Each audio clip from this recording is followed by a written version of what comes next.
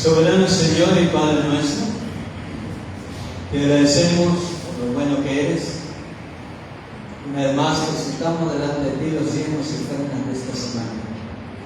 Gracias por tus bendiciones derramadas en cada hogar y cada familia, por proveernos, aun cuando, Señor, no merecemos nada, pero tu amor es tan grande que hace posible que nos otorgues todo lo que necesitamos y aún más.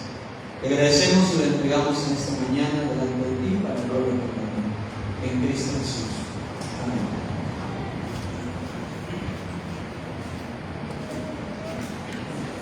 Hermanos, vamos a abrir nuestras Biblias en Colosenses 1, del 15 al 23. Colosenses 1, del 15 al 23. Esta lectura la vamos a hacer de forma alternada.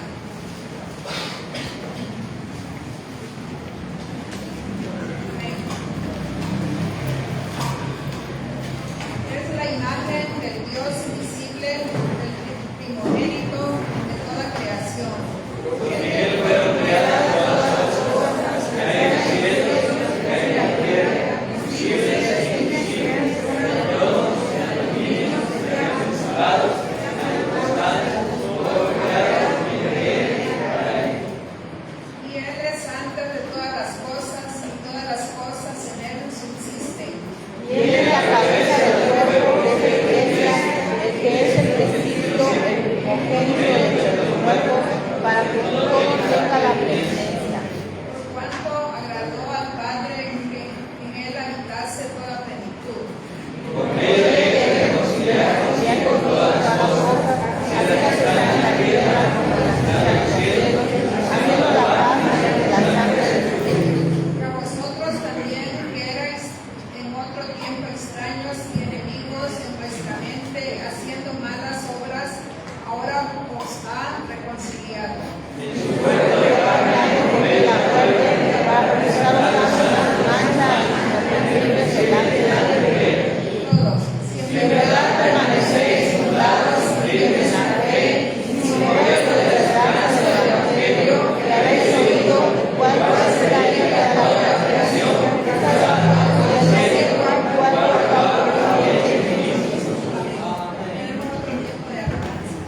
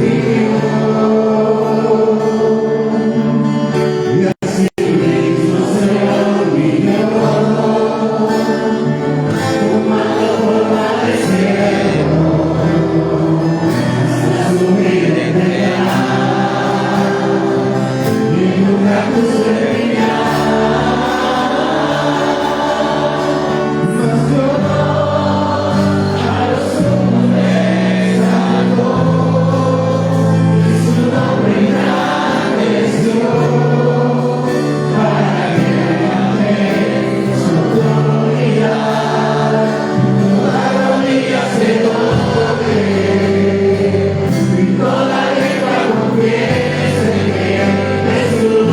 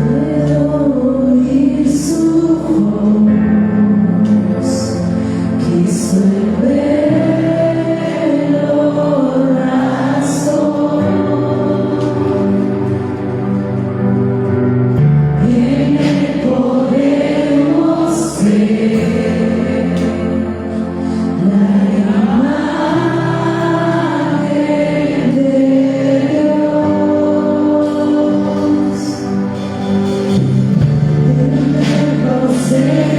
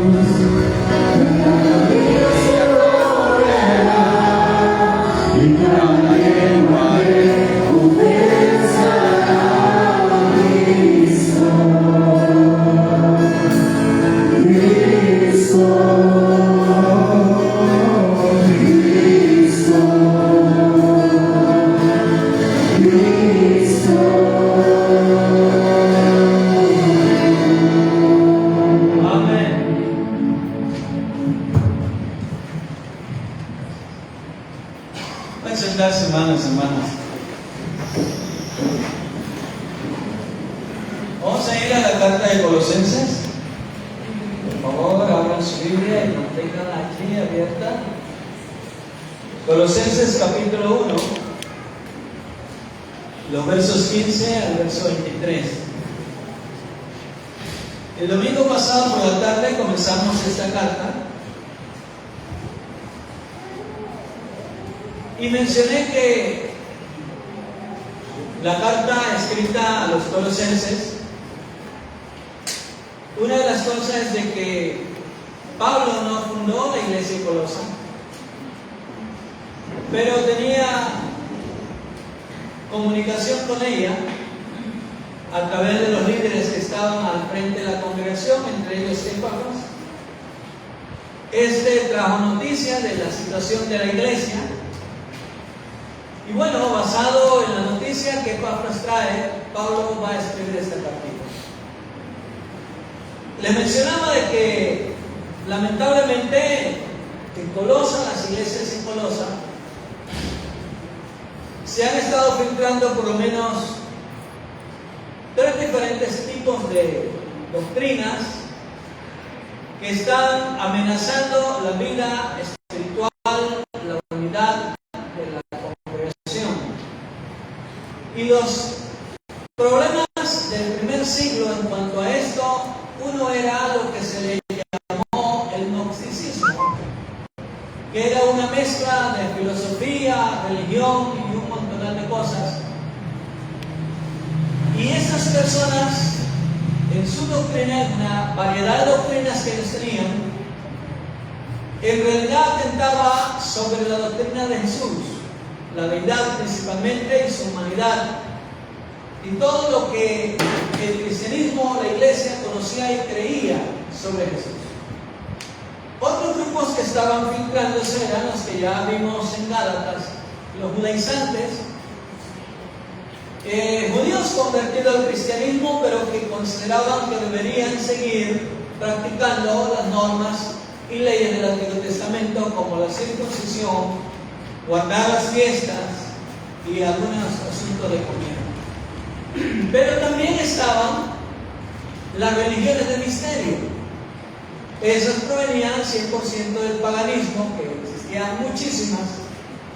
Y entonces todo esto hacía una enorme cantidad de doctrinas con las que los hermanos en Colosa estaban batallando, porque había maestros que se estaban introduciendo y que estaban tratando de persuadir a los hermanos a que en realidad aceptaran, diríamos, un cristianismo, porque no lo querían. En algunas ocasiones solamente estaban diluyendo el cristianismo que en realidad era. Y es por esa razón que el apóstol Pablo va a escribir esta cartita, que por cierto es una hermosa carta que puede ayudarnos a comprender un montón de cosas.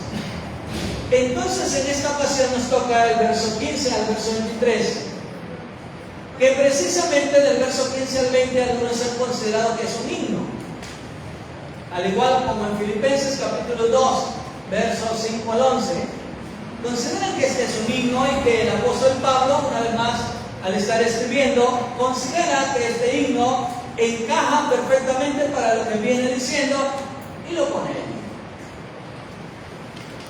Con esto, el apóstol Pablo lo que va a ayudar a los colosenses es a confirmar y a reafirmar lo que la iglesia cree con respecto a Jesús. ¿Quién es Jesús? Y bueno, vamos al verso 15. Primero, la declaración general de todo el texto es que Jesús es el Señor. Esa es la declaración. Lo que algunos gnósticos no aceptarían porque considerarían que Jesús no podía ser divino. De allí va a venir la doctrina del docetismo, que no se acepta la humanidad de Jesús porque lo espiritual y lo físico no se pueden fusionar, bueno, cosas por el estilo. Entonces, la nota principal del texto es: Jesús es el Señor. Y para la iglesia esto es una declaración y confesión de fe. Toda la iglesia cree que Jesucristo es el Señor. Ese es un principio doctrinal fundamental y es una confesión de fe. Todos creemos que Jesucristo es el Señor. Pero esa confesión de fe no es solamente algo para que lo aprendamos de memoria, sino que ¿qué implica en la vida reconocer a Jesús como el Señor de nuestra vida? Bueno, la primera declaración, por lo menos los versos 15 al 17, es que Jesucristo es el Señor de toda la creación. Vayamos al texto. Por favor, mantengan su Biblia abierta. Primero, va a haber algunas declaraciones de Pablo. Dice: Él, refiriéndose a Jesús, es la imagen de Dios invisible.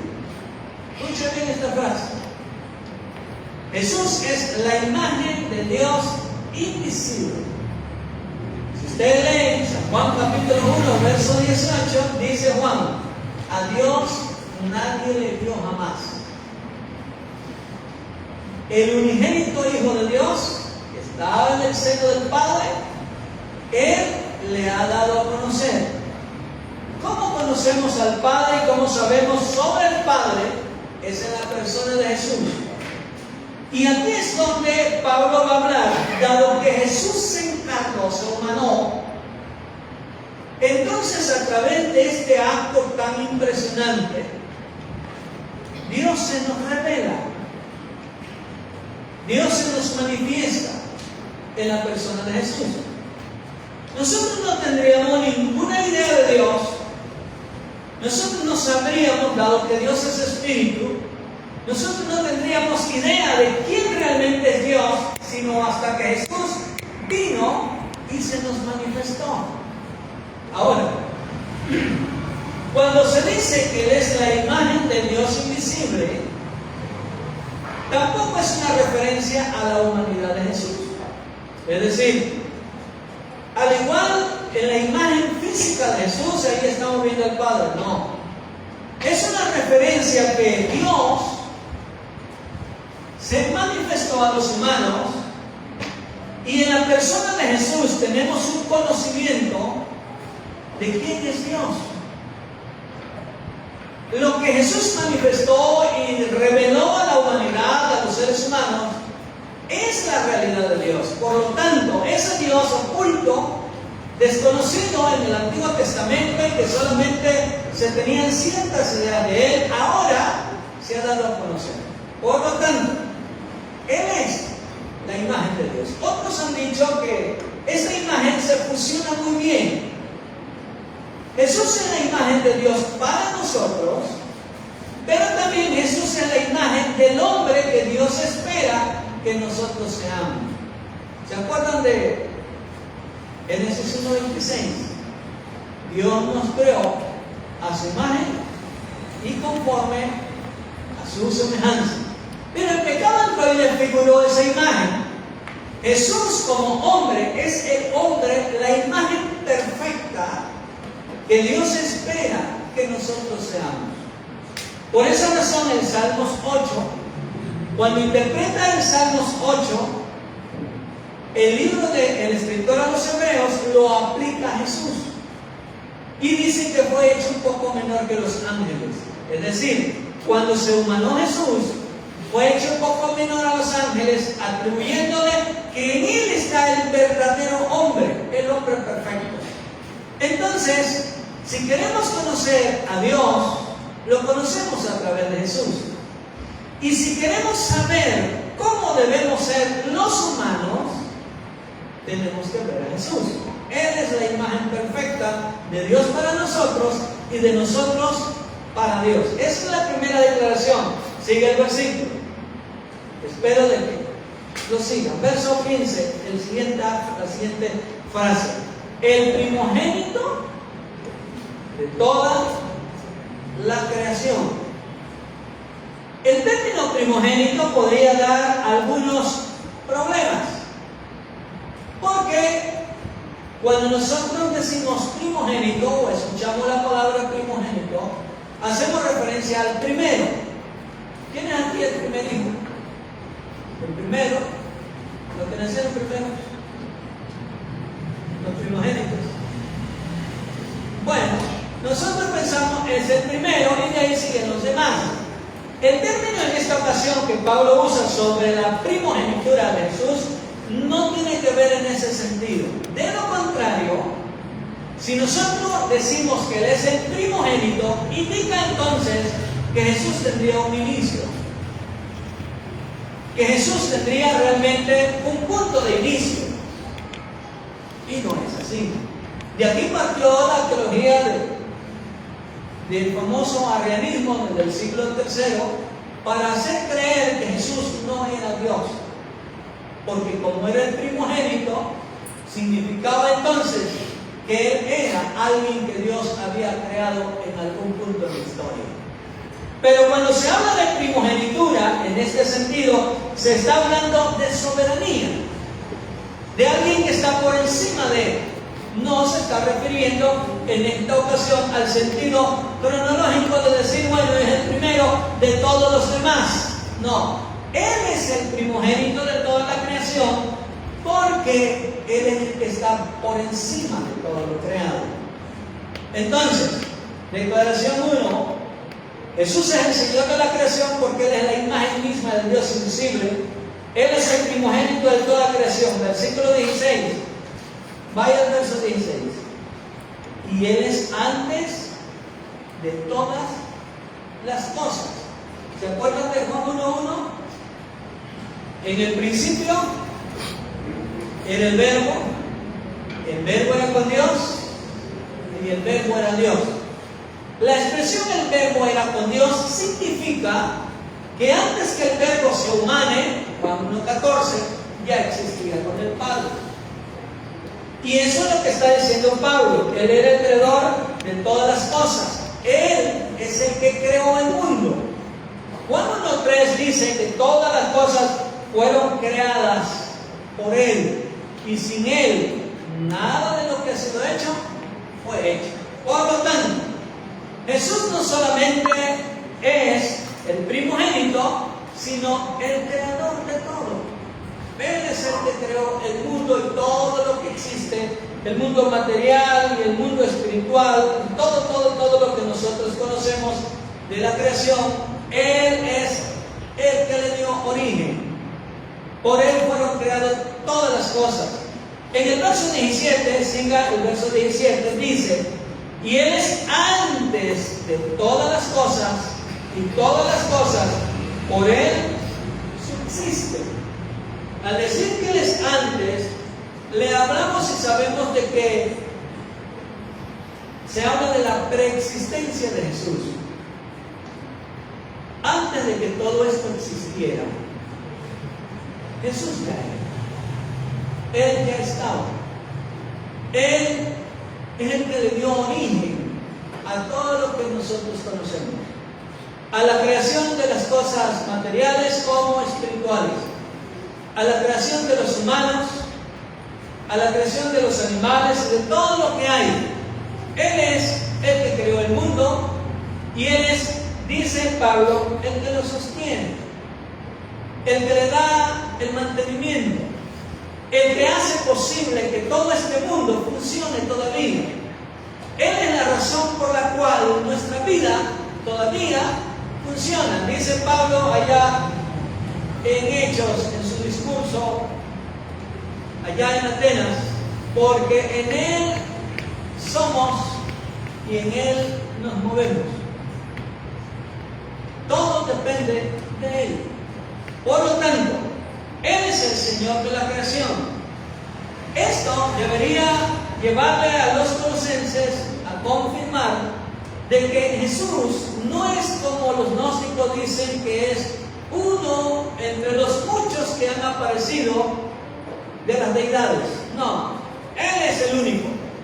Él es el Señor que ha creado todo, del cual dependen todas las cosas, del cual sostiene todo el universo. Él es el Señor que hizo y que le da sentido a todo lo que existe. Por lo tanto, Jesús es el Señor de la creación. Segundo, vayan al verso 20. En el verso 20 hay una nueva creación. Y la nueva creación es la siguiente. Dice en el versículo 20: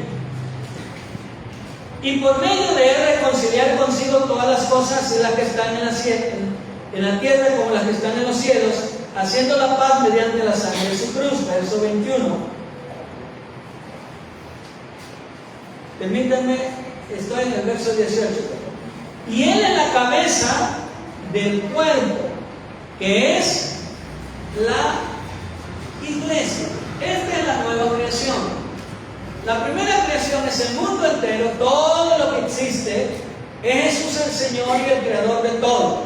Pero ahora tenemos una nueva creación. Y la nueva creación es la iglesia.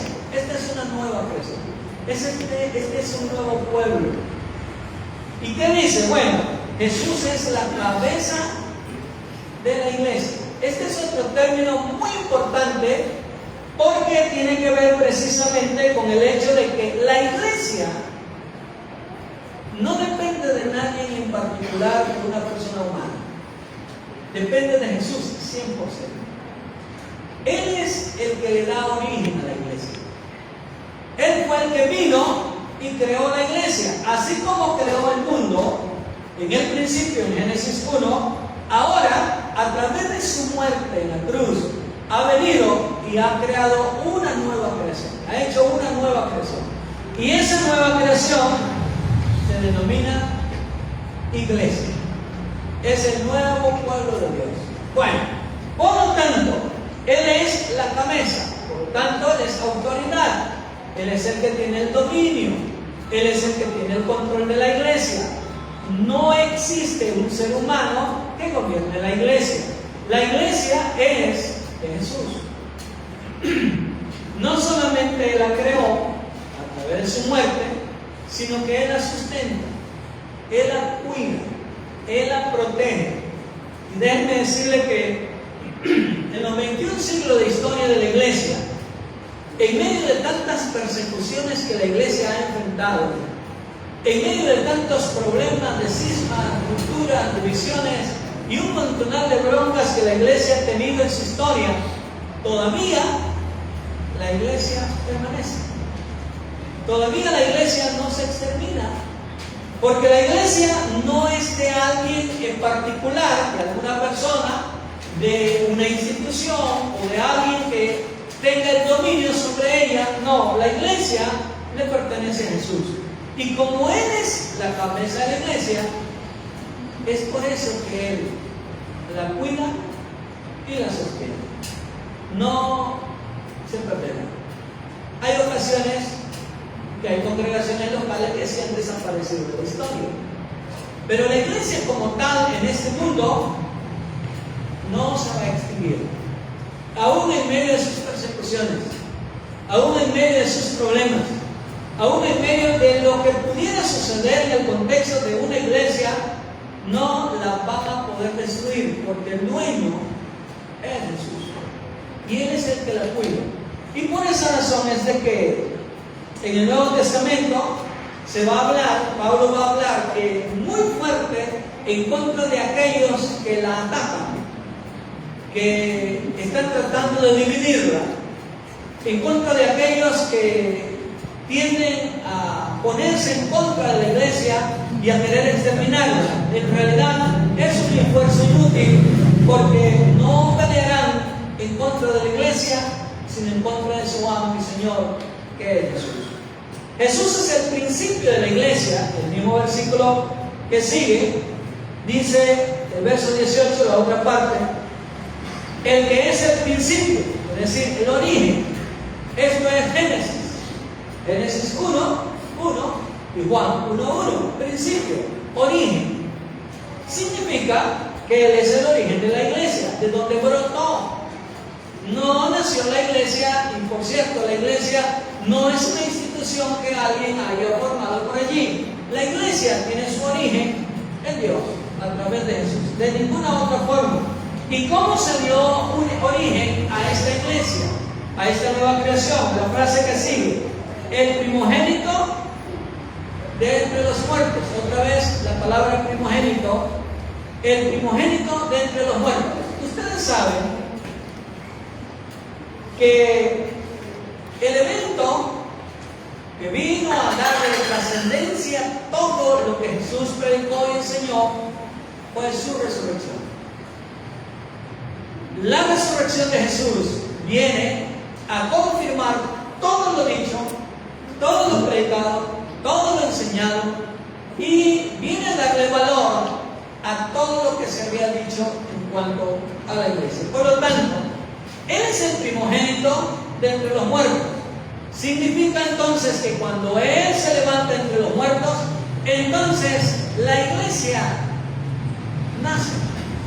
Por eso se habla de que el primer día de la semana, día cuando Jesús resucitó, es el octavo día, un nuevo día de una nueva creación.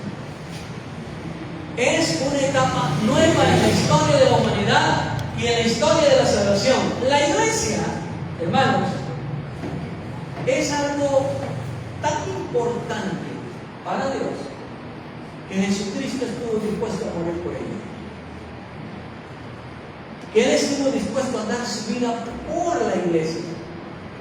De tal manera entonces de que cuando Él resucita de entre los muertos, esto es precisamente, está mostrando que este es el inicio, el origen donde brota la iglesia. Y bueno, si leen el verso 19, dice el versículo 19, por cuanto agradó al Padre que en Él habitase toda plenitud. Si ustedes van al verso 5 del capítulo 2 de esta misma carta, capítulo 2 de Colosenses,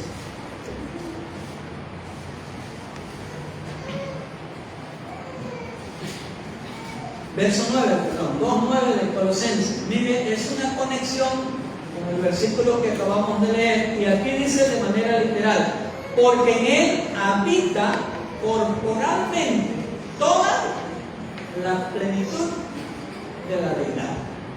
Si en algún momento usted quería una base para decir, ¿Jesús será que es Dios? Aquí dice Pablo, en Él habita corporalmente la plenitud de la deidad. Entonces, Jesús es Dios. La declaración del versículo que hemos leído es que Jesús es Dios. Así de simple. Él es el Señor de la creación y Él es el Señor de la iglesia.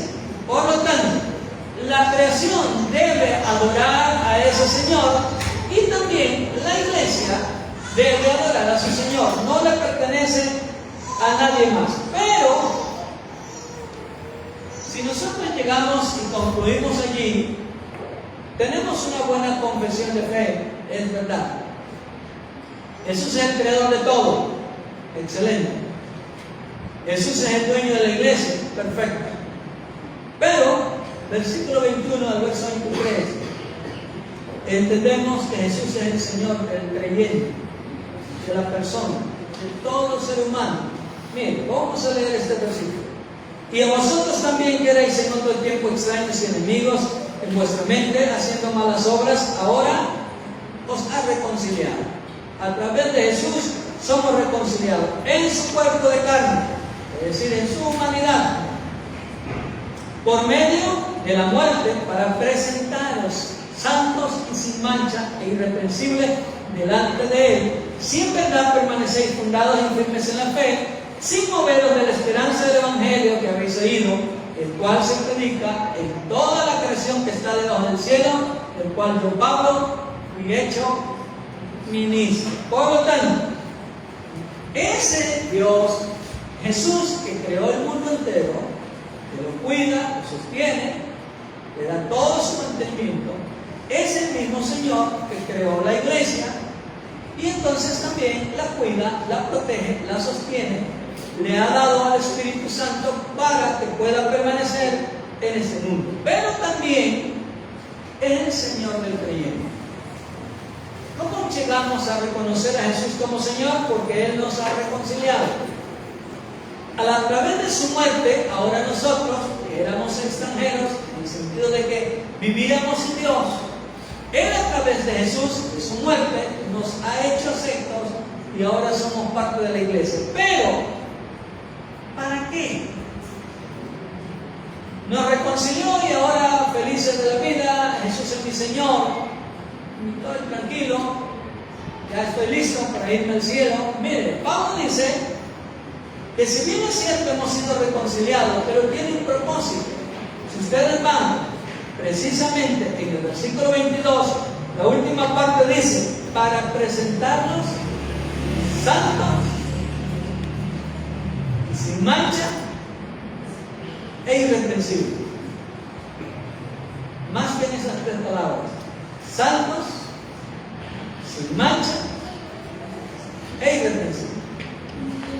Esta es la razón por la cual Jesús murió en la cruz, para no solamente perdonar nuestros pecados y reconciliarnos con el Padre.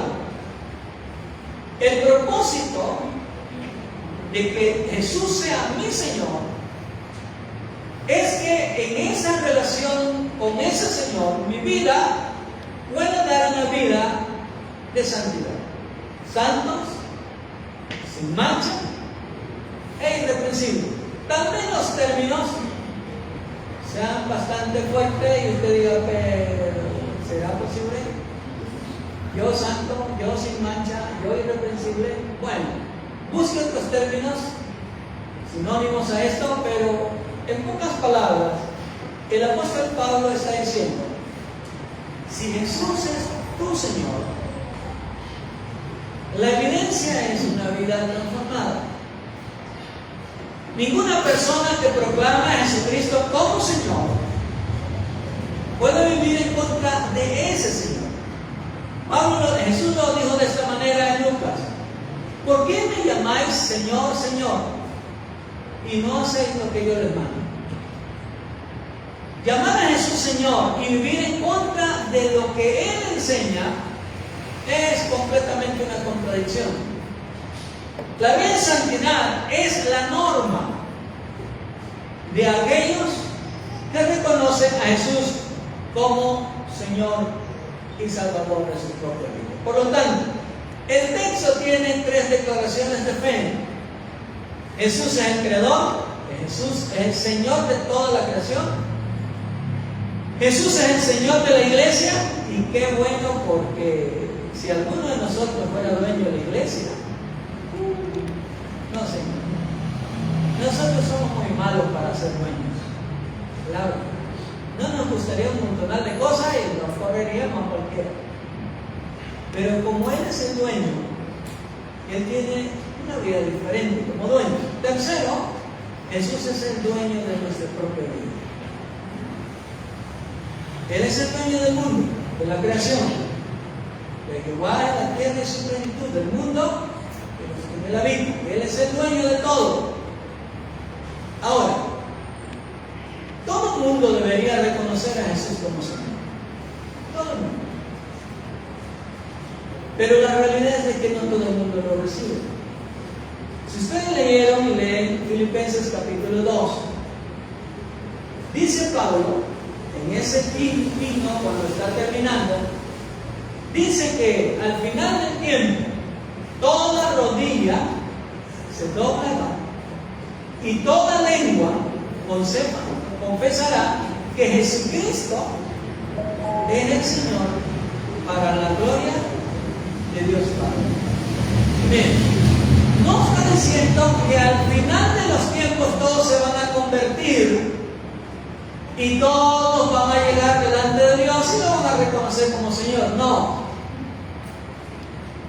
Indica que al final de los tiempos, aún el peor de los pecadores se dará cuenta que Jesús es el Señor y lo tendrá que reconocer, aunque ya no tenga la oportunidad de vivir la vida de santidad. Pero entre tanto nosotros que estamos ahora aquí, reconocer a Jesús como Señor no es una sola confesión de fe, que está bonita y que debemos nosotros decir, bueno, yo creo que Jesús es el Señor y yo no doy un paso atrás. Sin embargo, llevar el título de que soy hijo de Dios y que reconozco a Jesús como Señor me obliga, me presiona, me insiste a vivir una vida de santidad. Lo contrario a esa vida o a esa confesión no tiene sentido. Así que, mis hermanos, las confesiones son declaraciones de fe que nosotros tenemos, son convicciones por las que estaríamos dispuestos, ojalá, inclusive a morir por esas confesiones, porque sabemos que es verdad. ¿Quién no sabe que Jesús es el Señor? Nosotros lo sabemos. Nosotros reconocemos que Él es el dueño de todo. Tenemos una confesión clara de esto. Pablo solamente está argumentándole a los colosenses de que no deben de dejarse engañar por ninguna otra cosa y que los desvíe de la idea de creer que Jesús no es el Señor. No, nosotros estamos convencidos, pero la confesión teórica de algo no salva a nadie.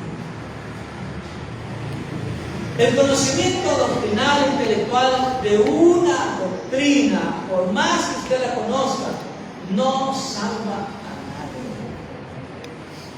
Las confesiones se elaboraron con la finalidad de vivirlas, que las podamos adaptar a la vida diaria, que sea posible que cuando digo Jesús es Señor, viva a la altura de lo que eso significa.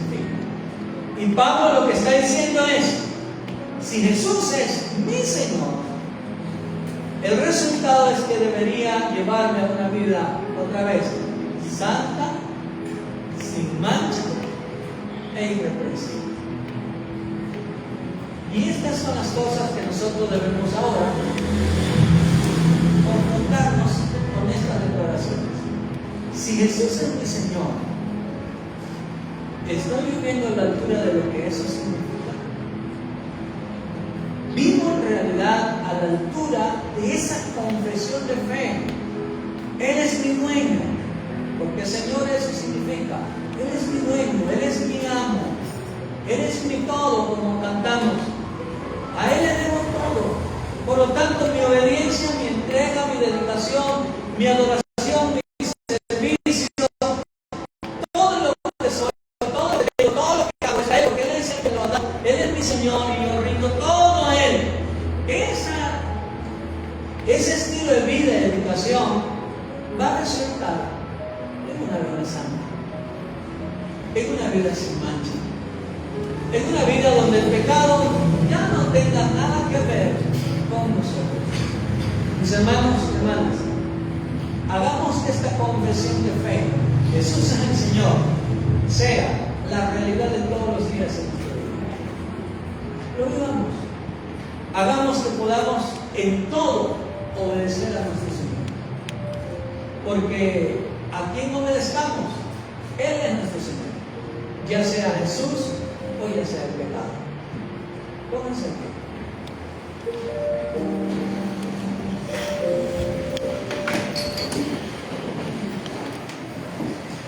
Dios nuestro,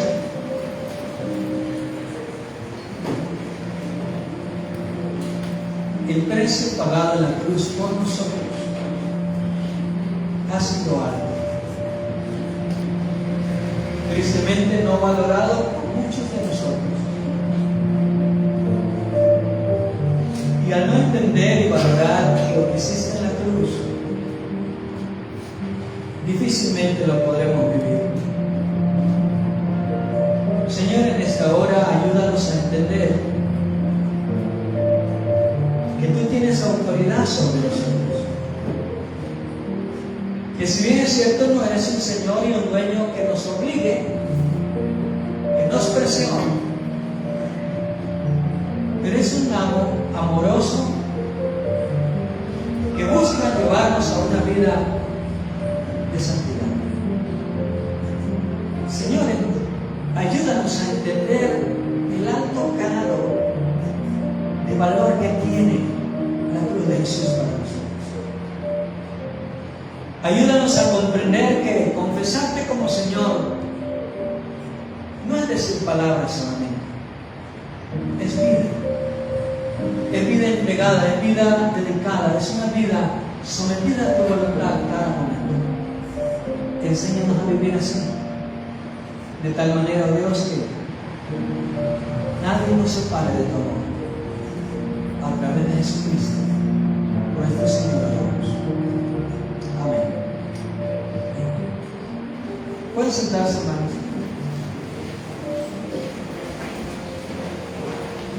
Bueno, voy a anunciarles las actividades que siguen.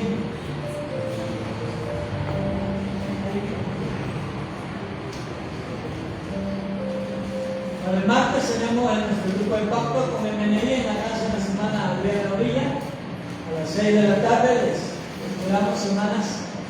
El miércoles nuestro estudio bíblico será aquí. Y el viernes tenemos nuestra vigilia. Una vez más, ya llegamos a la otra vigilia.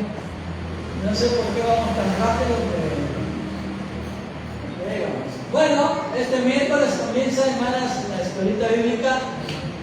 Así es que las que no han inscrito a sus niños, por favor, hagan, hermanas, y a las que tengan aquí, comienza en punto de las 9. Este miércoles será miércoles, jueves, viernes, sábado, domingo en la mañana y clausuraremos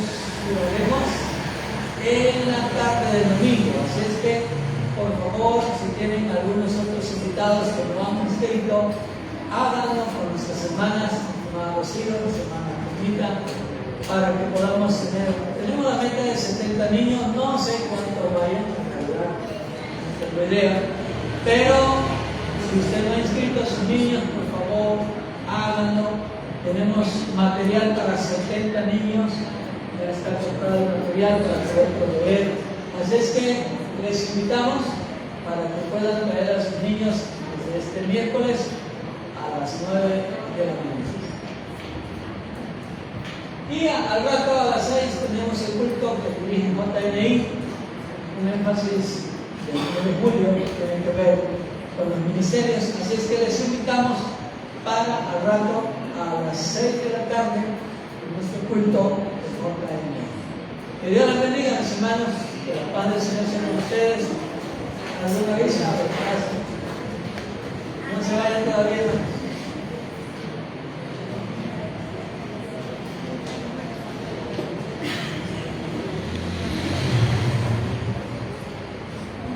Bueno, este aviso es para los jóvenes y adolescentes y también para ustedes. Este sábado tenemos una actividad de compasión. La idea es ir al Gómez Maza y poder compartir tortas, horchata. Entonces estamos haciendo la invitación a ustedes, a quienes gusten ya sea apoyar monetariamente o orando por esta actividad. Es súper bienvenido, se puede acercar con Martín o con alguien del concilio en el transcurso de la semana. En cuestiones de horario, vamos a checar, la actividad la tenemos pensada en la tarde, pero les vamos a confirmar el horario.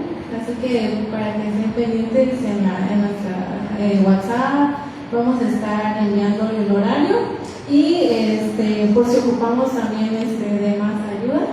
Así que pues les damos esta invitación y invitarles a que oren para que Dios sea manifestado. Gracias, hermano. Entonces, para el transcurrir de esos días, si tienen algo económicamente, o cualquier otra cosa que quieran ustedes contribuir para esta actividad de compasión, así es que ahí con nuestros hermanos del concilio.